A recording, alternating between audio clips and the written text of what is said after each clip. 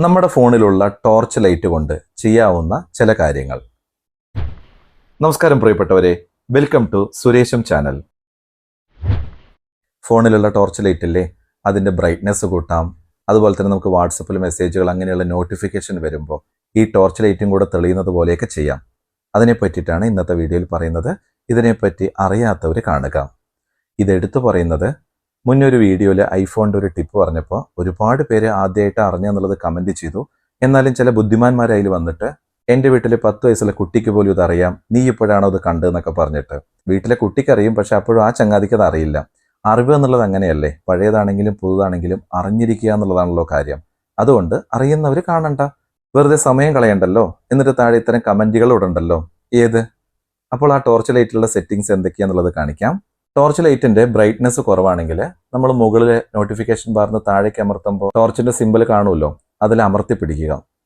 എന്നിട്ട് ഓൺ ചെയ്താൽ brightness level താഴത്ത് കണ്ടോ, ഇപ്പം ചെറുതായിട്ടാണ് കാണുന്നത്. ലെവൽ 1 അതിങ്ങനെ ലെവൽ 2, ലെവൽ 3 ഒക്കെ മാറ്റുന്നതിനനുസരിച്ചിട്ട് അതിൻ്റെ ബ്രൈറ്റ്നെസ് കൂടിയും വരും. ഇപ്പോൾ ലെവൽ 5 കൊടുക്കുമ്പോൾ കണ്ടോ, നല്ല ബ്രൈറ്റ്നെസ് ആയിട്ടുണ്ട്. ഇതാണ് ഒരു കാര്യം. ഇനി അടുത്തത്, നമ്മുടെ ഫോണിലേക്ക് നോട്ടിഫിക്കേഷൻ വരുമ്പോൾ ടോർച്ച് ലൈറ്റും കൂടെ എങ്ങനെ തെളിയുക എന്നുള്ളത് കാണിക്കാം.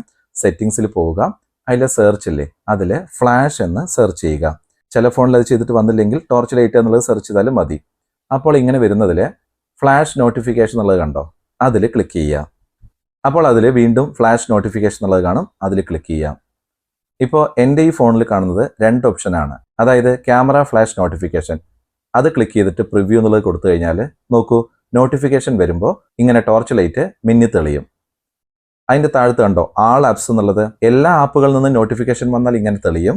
ഇനി അതല്ലെങ്കിൽ നിങ്ങൾക്ക് വേണ്ടാത്ത ആപ്പിൻ്റെ നോട്ടിഫിക്കേഷൻ അതിന് നേർക്കാണുന്ന സ്വിച്ചിൽ അമർത്തിയിട്ട് ഓഫ് ചെയ്താൽ മതി. ഇനി അടുത്തത് സ്ക്രീൻ ഫ്ലാഷ് നോട്ടിഫിക്കേഷൻ, അത് ഓൺ ചെയ്ത് വെച്ചാൽ പ്രിവ്യൂ നോക്കൂ, ഇങ്ങനെ സ്ക്രീനിൽ ഫ്ലാഷ് വരും. അതിൽ നമുക്ക് കളറും ചേഞ്ച് ചെയ്യാൻ പറ്റും. ഞാൻ ഇപ്പോൾ കളർ ചേഞ്ച് ചെയ്തു, കണ്ടോ. അതുപോലെ തന്നെ താഴത്ത് സെലക്റ്റഡ് ആപ്സ് എന്നുള്ളതിൽ പോയി കഴിഞ്ഞാൽ നമ്മൾ സെലക്ട് ചെയ്ത ആപ്പിൻ്റെ നോട്ടിഫിക്കേഷൻ വരുമ്പോൾ മാത്രമാണ് സ്ക്രീനിൽ ഇങ്ങനെ ലൈറ്റ് തെളിയുക. നമുക്കിതിലുള്ള ഏത് ആപ്പും കൊടുക്കാൻ പറ്റും. ഞാനിവിടെ വാട്സപ്പിൻ്റെയാണ് കൊടുക്കുന്നത്. അപ്പോൾ വാട്സപ്പിൽ നോട്ടിഫിക്കേഷൻ വരുമ്പോൾ പ്രിവ്യൂ കാണിക്കാം, സ്ക്രീനിലും ഇങ്ങനെ ലൈറ്റ് വരും, പുറകിൽ ഇതെങ്ങനെ ടോർച്ച് ലൈറ്റ് ഇങ്ങനെ തെളിയുകയും ചെയ്യും. കണ്ടില്ലേ? പലരും ഈ ടോർച്ച് ലൈറ്റിൽ എങ്ങനെയാണ് നോട്ടിഫിക്കേഷൻ വയ്ക്കുക എന്ന് ചോദിച്ചതുകൊണ്ടാണ് ഇത്തരം ഒരു വീഡിയോ ചെയ്തത്.